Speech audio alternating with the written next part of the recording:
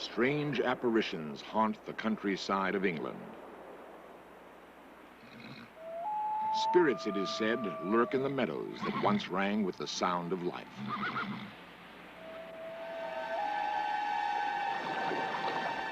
There are those who swear that the dead have risen.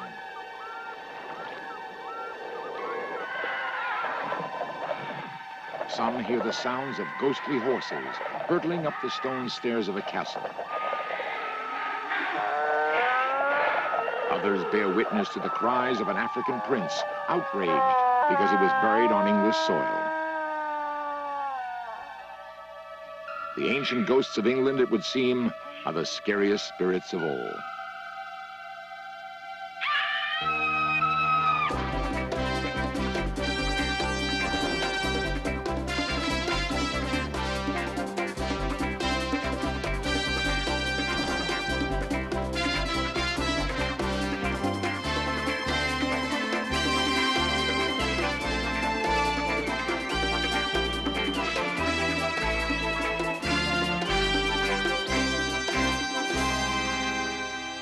Author-investigator Francis Hitching placed television equipment in a London cellar supposedly haunted by a 17th century cavalier.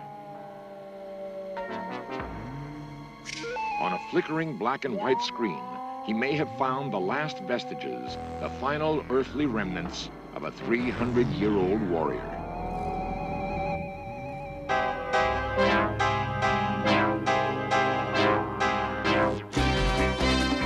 This series presents information based in part on theory and conjecture. The producer's purpose is to suggest some possible explanation, but not necessarily the only ones, to the mysteries we will examine. The English countryside has been populated by so many people for so long a time that it has acquired a rich legacy of spirits and ghosts. A 200-year-old monarch may pace the library of a great fortress. Henry VIII, we are told, still drags his gout-ridden foot through broken cloisters and cobwebbed passages. Long-dead prisoners plead for mercy in empty dungeons. Ancient druids still haunt Stonehenge. Guillotine victims ride across the rolling plains carrying their severed heads. Every generation has added its ghostly collection of vampires, phantoms, and monsters of the netherworld. Today, a roll call of specters stretches the length of the kingdom. Perhaps it is the willingness of its citizens to believe in the supernatural. Whatever the cause, Great Britain, wrote one expert, is the most haunted place on Earth. Ghosts have a tendency to stay in one place, usually the location of their demise.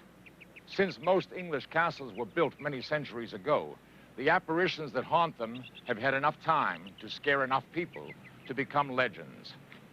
The people who own these castles continue to live in them. Strange sights and hideous noises are considered part of the bargain, along with poor plumbing and drafty rooms.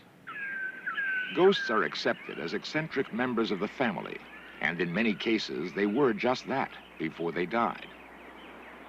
At Wolverton Manor, for example, we encounter the very rowdy ghost of Lord Thomas Trenchard. His story is told by his descendant, Captain Thimbleby. In the early 18th century, Thomas Trenchard, after, no doubt, a very good dinner party, with a lot of port in his belly, had a wager with his friend that he could take a horse and carriage up the great stairs, which he indeed did. And in fact, some of the stairs have been repaired where the edges have been chipped off. How on earth he got down again, one doesn't know, but he won his wager, and we hear him going up the stairs every now and again over the years.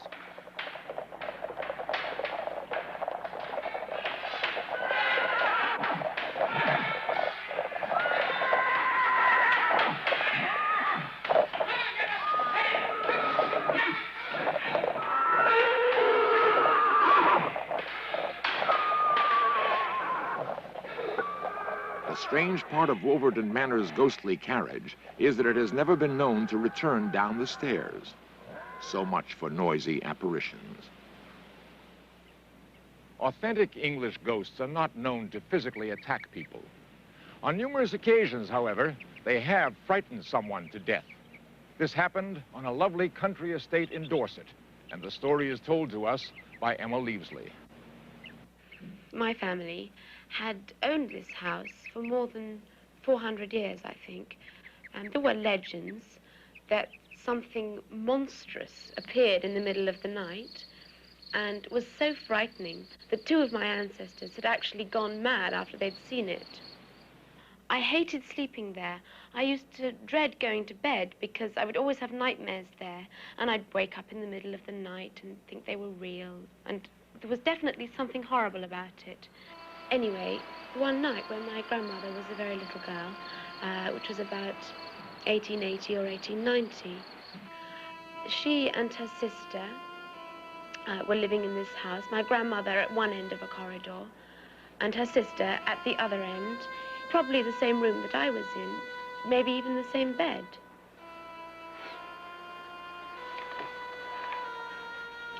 One night, they went to bed perfectly normally, having said goodnight to each other. And what happened next, no one knows for certain, but it was obviously absolutely horrifying.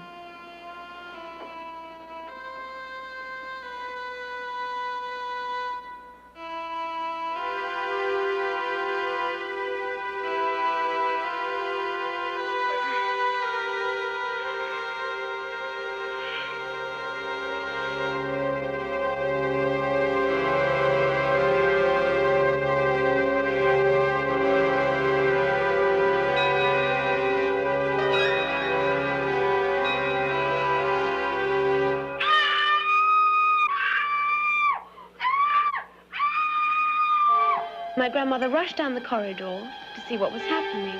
As she opened the door, she thought she caught a glance of something so horrible that she nearly fainted. But it disappeared almost immediately. The worst thing was that when she looked at the bed, her sister had stopped screaming and she was just lying there dead. I hate it as a story, and I wish she'd never told me, really, because I still have nightmares about it, and I'm sure I feel something that that poor girl went through when I've slept in that room. In most hauntings, sounds are more common than sightings, and ghostly rituals are usually performed by a single figure. But in our next dramatization, both sights and sounds occur, and two 18th century Englishmen are locked together for eternity. Robin Wordsworth owns Baglake House and keeps alive the story of the double tragedy that took place in 1759. There was a man who lived here once called Squire William Light, and he had the front of this house built onto an older house in 1719. This we know for a fact. The rest of the story is really legend. The idea is that Squire Light came home from hunting, perhaps a little drunk.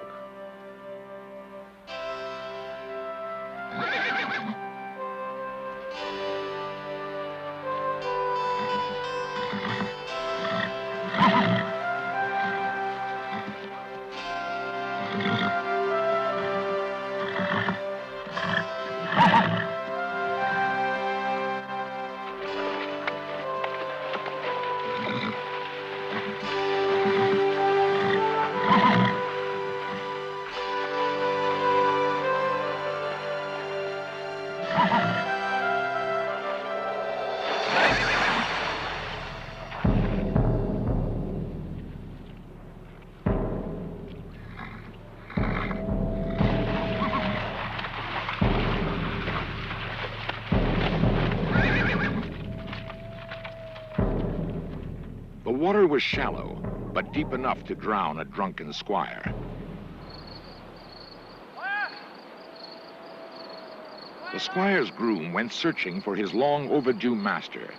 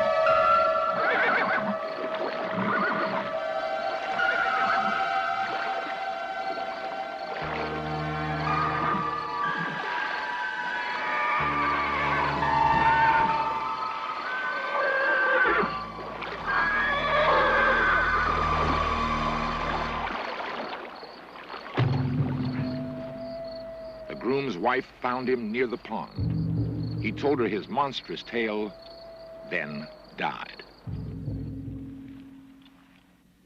That's the story, and it's still believed in the village. People don't care to walk past this house at night, the younger people. And during the 40 years I've been here, quite a number of level-headed people have felt disturbances of various kinds and seen things and heard footsteps which can't be accounted for. After years of horrible, unexplained sounds, the local priest attempted to exorcise both Squire Light and the groom from the household. His efforts were partially successful. Local citizens believe that the squire is now confined to the chimney and moans complainingly when the wind blows. The groom, however, lingers outside and faithfully calls his master. Those who share the squire's taste for whiskey claim that they see his specter rising from the pond when the moon is full.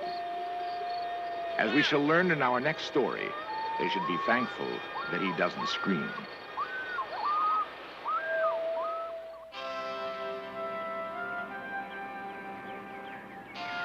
Most castles are haunted by murky, intangible apparitions. In Marshwood Vale, however, Bettiscombe Manor is haunted by a very tangible human skull that refuses to be buried. When provoked, the skull's angry screams reverberate for miles.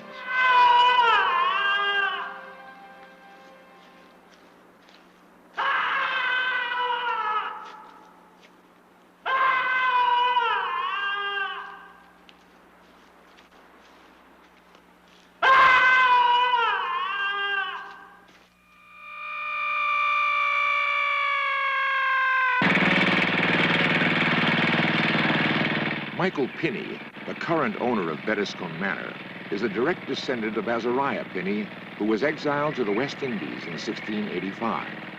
While there, he purchased a slave and inadvertently acquired a haunt. The legend of the Screaming Skull of Bettiscombe is the legend of a Negro slave. There's no doubt about that. And that is how it first grew up. It was the legend of a prince from Africa who was exported, went through the horror of the slave trade, became a slave, came back as a body servant, and he then said to his master, the restitution you've got to see is that I am buried in my own land, not here. I'm a prince in my own country. Well, the legend says that he wasn't buried in his own land. He was taken and buried in Bettiscombe churchyard.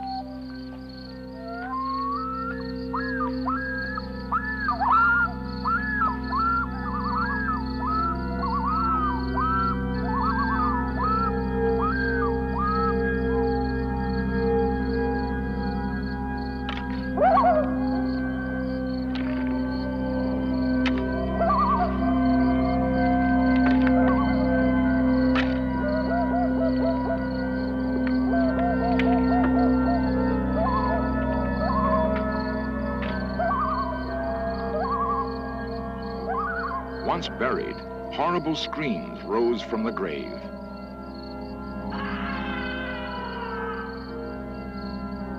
Louder and louder they grew until the skull, according to legend, worked its way to the surface. Every attempt to dispose of the skull has brought misfortune to those living in Bettiscombe Manor. As recently as 1914, local witnesses claimed that it has sweated blood. Today, it resides on an attic shelf in silence, at least for now. The ghosts of England are not restricted to drafty castles and lonely country estates. In the very heart of London, a 17th century cavalier, replete with plumed hat and pantaloons, resides in, of all places, a wine cellar. In some form, a tavern has operated here for at least 3 centuries. Currently, it is called the George Inn.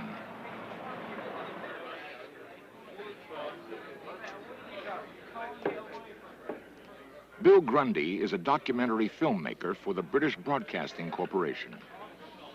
It was the summer of 1975. I'd just finished making a series of television films about the ghosts of London. And I came in here for a drink, and the landlord came over to me, and he said, like the films, pity you didn't do our ghost. I said, you got one here in the George Inn? He said, yes, we have. I said, do you believe in ghosts? He said, no, but my wife does. I asked him to explain. He said, well, we've been here for years, and there'd been no trouble at all, but one day, between 10 and 11 in the morning, anyway, before we opened, he said, my wife went downstairs into the cellar, and she came rushing back up, all white and trembling, and said, I'm never going in the cellar again. She said, it's the fellow down there. I said, we're not open yet. There can't be a man down there. And she said, no, this isn't an ordinary fella. He's dressed like a cavalier, and he's standing in the corner of the barrel vaulting there. My wife still doesn't go down that cellar. Grundy contacted Francis Hitching, an author and investigator of strange phenomena. Hitching placed a camera and a videotape recorder in the supposedly haunted cellar. I've been investigating ghosts and other related phenomena for a number of years now, and this sounds to me a particularly good and typical example of a ghost. That's to say, we're here in a very old building, one of the oldest basements in London, certainly part of the old London. Up there is the street itself, and I dare say you can hear some noises which come across it from time to time. And the stories that we've heard, the 2 people, the witnesses, talking about somebody in Stuart costume, this is typical of the kind of appearance that you get. Somebody in costume appearing in an old building, sometimes at the same time, sometimes not. And I feel that it's one that's worth investigating with modern equipment. Hitching sealed the doors from the inside and remained alone in the cellar throughout the night. He focused his camera on a dark pillar in the middle of the room.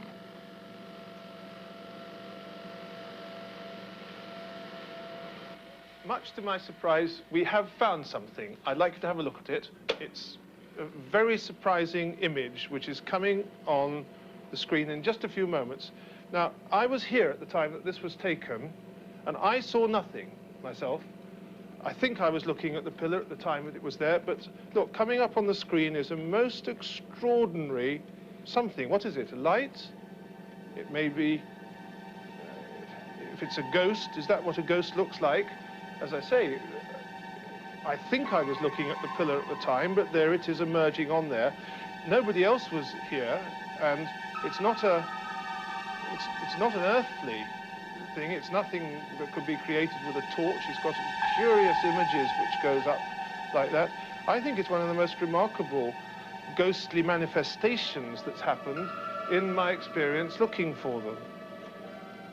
Whether or not it's something that can be the same ghost that's gone away now, whether or not it's the same ghost as they saw, whether it's one of these manifestations that happen sometimes when people go out trying to look for things, and instead of specifically what they're looking for, some other thing appears out of the fabric of the building, I just don't know.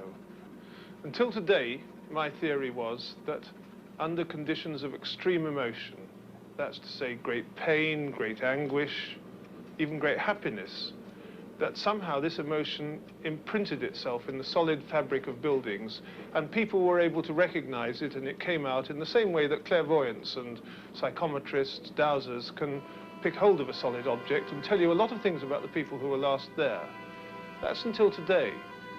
But today I've seen this thing, and I can't explain it. And so my explanation yesterday has been torn away. What I believe tomorrow, I just don't know. I'll have to look at that again and again, and perhaps one day I'll find out.